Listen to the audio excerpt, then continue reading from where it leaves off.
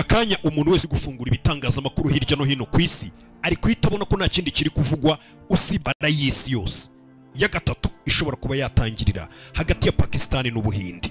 Kubera iki ibihugu byinshi muri kano kanya bifite ubwoba n'abantu bafite ubwoba ko kuba Ubuhinde bwatatse Pakistan ikaba iri kwataka Ubuhinde, kuki abantu bose uri kubona bafite ubwoba kurusha uko wabonaga abantu bavuga ku ntambara wenda ngo Israel iri kurwana na za Hamas n'ibiki, ngo Uburusiya ngo buri kurwana na za Ukraine n'ibiki, na Amerika kandi iraho hafi ndetse na NATO iraho hafi. Ukabona abantu benshi ntago ubwoba bwari bwinshi nk'uyu munsi wa none ubwo abantu bari kuvuga ngo Ubuhinde bwatatse Pakistan nayo iri kurasa mu Buhinde muri kano kanya turi kuvugana. Ni ukubera iki? Ni ukubera ko iyi ntambara iri kuba hagati imeze nk'iyatangiye byeruye, aho umwe ari kurasa undi n'undi arasa undi hagati y'Ubuhinde na Pakistan. Ni ukubera ko ibi bihugu byombi inzigo bifitanye, urwango bifitanye ni urwango ruhoraho, kandi bino bihugu byombi bitunze bino bisasu twita ngo ni bombe atomike cyangwa se bino bisasu bya kirimbuzi. Kandi ni ukuvuga ngo bose bashizeho umurongo ntarengwa, by'umwihariko igihugu cyashyizeho umurongo w'umutuku utagomba kurengwa ukaba warenzwe ni Pakistan yashyizeho umurongo utukura iravuga ngo ibi bintu n'ibi buze gukunyuriramo nibiramuka bikozwe ku butaka bwacu cyangwa se ku gihugu cyacu cya Pakistan, twiteguye kuzahita turekura bino bisasu bya kirimbuzi. Ubuhinde na Pakistan ni ibihugu bihambaye cyane mu byerekeranye n'ikoranabuhanga cyangwa se mu byerekeranye noneho n'intwaro za kirimbuzi, kuko niyo bari kubara ibihugu bifite ibisirikare bikomeye bya mbere ku isi mu 10 bya mbere, bya bihugu biza hafi cyane hakivaho bya bihugu bindi muzi, ibindi bihugu bikurikira bitunze ibitwaro bya kirimbuzi kandi byenda kunganya ibyo bitwaro bya kirimbuzi n'Ubuhinde na Pakistan. Ibi byose byatangiye ku itariki 22 z'ukwezi kwa kane, ejo bundi ukwezi gushize kwa ukwezi kwa kane, ngira ngo bwaciyemo nk'ibyumweru bibiri. Icyo gihe agace ko mu Buhinde karatatswe ariko gakontororwa n'igisata cyo ku Buhinde ubwo ni Kashmir. Buriya Ubuhinde na Pakistan iteka bahora bapfa intara ya Kashmir. Iyo ntara ya Kashmir bapfa baje kuyibagabanya, baravuga bati Kashmir ni nini cyane nyine, baravuga ati igice kimwe cya Kashmir kizajya kiyoborwa na Pakistan, ikindi gice kiyoborwe n'Ubuhinde, ariko n'ubundi uhora inzangano zihora zibamo bavuga ngo na kira gice gifite n'Ubuhinde turagishaka, natwe kira gice cyatwaye na Pakistan cya Kashmir turagishaka, kuko Kashmir ubundi impamvu mba banayirwanira cyane ni agace gakungahaye keza cyane ku buryo isi yose idatinya kuvuga ko Kashmir ubundi ari ryo juru ryo kwisi cyangwa se ariyo paradizo yo kwisi. Ni ahantu hasa neza hari imisozi idasanzwe. Ibi byose kugira ngo tubisobanukirwe by'Ubuhinde Pakistan, wakuze wumva ngo Ubuhinde na Pakistan birangana, Kashmir barayipfa, ubundi bano bantu urwangano rwabo rwatangiye gute? Kugira ngo iyi nkuru isobanukirwe neza wakomeje kubona ku bitangazamakuru byinshi hirya no hino, birasaba ko ngusubiza inyuma mu mateka. Uru rwangano rw'Abahinde n'Abanyepakistan bahoze ari igihugu kimwe, buriya kira ni igihugu kimwe, baje gutandukanywa nuko ngo bamwe ngo ari amadini, ngo twe turi Abasilamu, ngo abandi ngo turi Abahindu, ngo kubwizo mpamvu igihugu cyacu ntabwo gishobora kwitwa igihugu kimwe kibi bihugu bibiri. Ariko n'umwongereza icyo gihe yari ahari yabigizemo uruhare rukomeye cyane.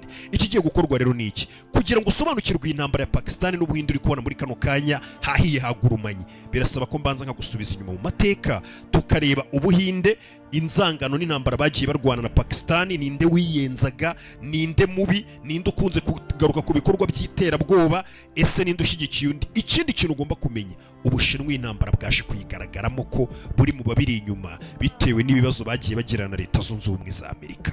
Icyo kikaba ari kimwe mu bintu biri gutera abantu bose batuye isi ubwoba kuba Ubushinwa bino bintu bubiri inyuma, kuko hagiye hagaragara n'ibisasu Pakistan yarashe mu Buhinde kandi biturutse mu Bushinwa. Hano rero muri kumvuna, reka ntangirire mu mateka kugira ngo tuze kugera uyu munsi wa none aho urugamba rugeze, tunazi ngo ubundi bano bantu bapfiki ko bari igihugu kimwe bari abavandimwe. Ninde wakomeje kwiyenza ku wundi cyane? Kora subscribe aho hasi nze tubyinjiremo neza. Hashize iminsi ibiri abantu 26 b'abakerarugendo ku gitero cyagabwe n'ibyihebe cyangwa se igikorwa cy'iterabwoba cy'ibyihebe byaturutse muri Kashmir. Undi muntu wamaganye ibi bitero ni Perezida wa Leta Zunze Ubumwe za Amerika, Vladimir Putin yamaganye iki gitero. Vladimir Putin akaba inshuti y'Ubuhinde by'akadasohoka, ariko noneho Umushinwa nawe akaba inshuti y'akadasohoka ya Pakistan.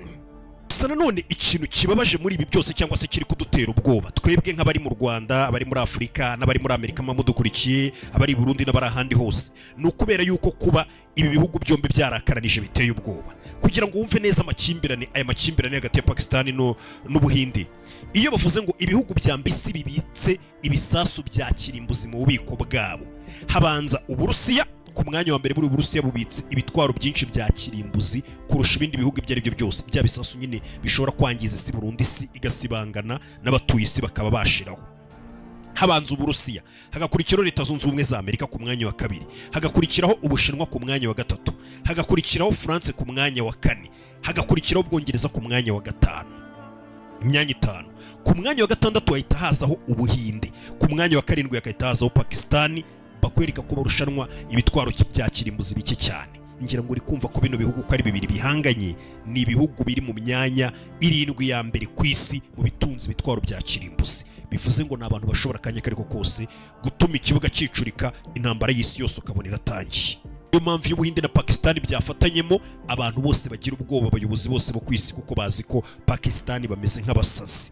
Ubuhinde nabwo muri kurwana n'uburyo muri kurwana n'umuntu muziranye mwabanye, nirwo rwango rwa mbere warukomeye. Umuyobozi wa Pakistani cyangwa se umwe mu bayobozi bakomeye muri Pakistani, ikintu kiri guterana none ubwo bisi mbere yuko twinjira mu mateka, bamwita Faisal Kundi. Faisal Kundi yari yandikiye ku mbuga zaravuga ngo muzi bira bisasu bya kirimbuzi, mujya muvuga ngo umubare, hari ukuntu bari bisasu bya kirimbuzi bakavuga ngo Ubuhinde bufite ibisasu bya kirimbuzi, Amerika itunze ibitwaro bya kirimbuzi, gutyo tukaba tuzi iyo mibare.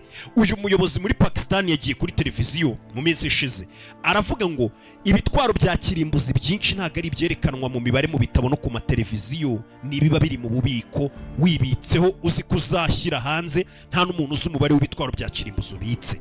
Ati ndetse ibyo bitwaro bya kirimbuzi twiteguye kubikoresha mu gihe icyo ari cyo cyose twaba twatatswe n'Ubuhinde cyangwa se Ubuhinde bwaba buturasheho, none Ubuhinde bwabarasheho. Uri kumva igiteye ubwoba? Ariko Pakistan iravuze ati ibitwaro byose bya kirimbuzi dutunze ntago muzi umubare wabyo, kuko ibyinshi nibyo duhisha, nta nubwo mwamenya umwanya turiho ubwo ngubwo w'abatunze ibitwaro bya kirimbuzi. Ariko twiteguye kubikoresha mu gihe icyo ari cyo cyose Ubuhinde bwaba butwatatse, none Ubuhinde bumaze iminsi ibiri bubarashe, ubu bari kurasana gake gake. Ndetse uyu mugabo yasoje ijambo rye avuga ngo byose biri feya mu rukundo no mu ntambara, cyangwa se byose biba byemewe mu rukundo no mu ntambara, niko Pakistan ivuga, niyo myumvire yabo, ni igihugu cy'abasilamu. Mbega uno mugabo waravuga ngo ni byose biremewe mu rukundo no mu ntambara, kuba mbega twakoresha ibitwaro bya kirimbuzi Abahinde tukabashyira hasi. Iri jambo no mugabo yarivuze ku itariki 30 z'ukwezi kwa kane, ejo bundi.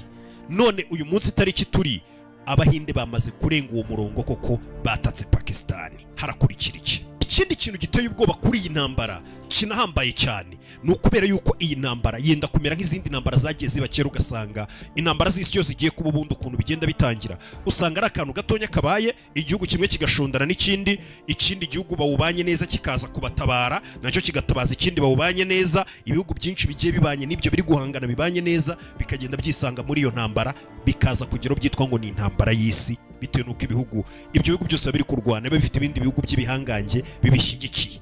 Ubuhinde na Pakistani kuba bari gushondana muri kano kanya, Ubushinwa byatangiye guhwihwiswa ko Ubushinwa buri inyuma ya Pakistani kugira ngo babangamire Ubuhinde. Ndakubwira impamvu. Ikindi, buriya Uburusiya ni inshuti magara yakadasohoka, ari kandi nishingiye ku bucuruzi n'Ubuhinde. Buri Buhinde buri no mu bihugu byagiye bihahira Uburusiya muri bino bihe bwari bwarafatiwe ibihano, cyangwa se cyagiye bari gufatira Uburusiya ibihano.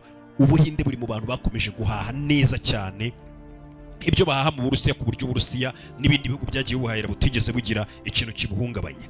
Bakubwira ko ngo intwaro n'ibikoresho byose bya gisirikare Ubuhinde bukoresha bubirangura cyangwa se bubiguramo n'ubukongera ibyo bikorera 60% by'intwaro n'ibikoresho bya gisirikare byose Ubuhinde butunze bubigura bukanabirangura mu Burusiya. Urumva uwo mubano bafitanye.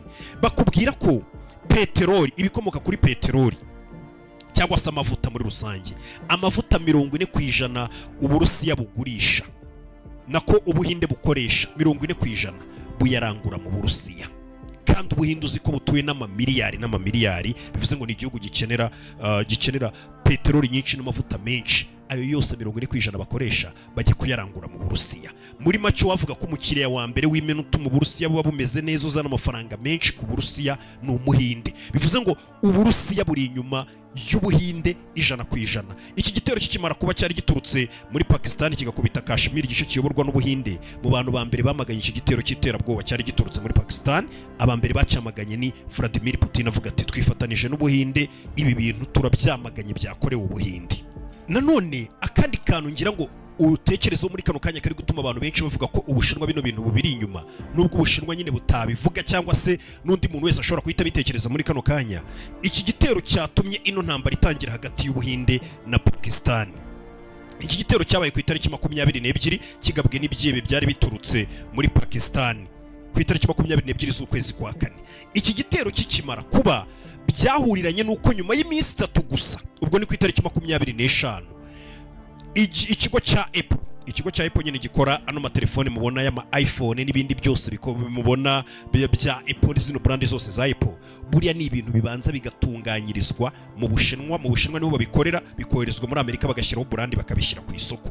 Ariko ku itariki 25 z'ukwezi kwa kane, nyuma y'iminsi 3 kino gitero cyatangije ino ntambara kibaye muri Kashmir, ikigo cya Apple cyahise kiza mu Bushinwa kirababwira ngo urabizi deal cyangwa se business twagiranaga yo gukora telefone za Apple zingana na miliyoni 60, telefone miliyoni 60, iyo deal turayibambuye, tugiye kujya tuzikoreshereza izo telefone zino za iPhone dutunze, tugiye kujya tuzikoreshereza mu Buhinde, naho iyi service bayidukorera neza. Bivuze ngo Ubushinwa ba Apple yabwambuye deal y'amatelefone angana na miliyoni 60 babakoreraga, bayijyana ku Bahinde ku itariki 25 z'ukwezi kwa kane, ubwo n'ukwezi gushize.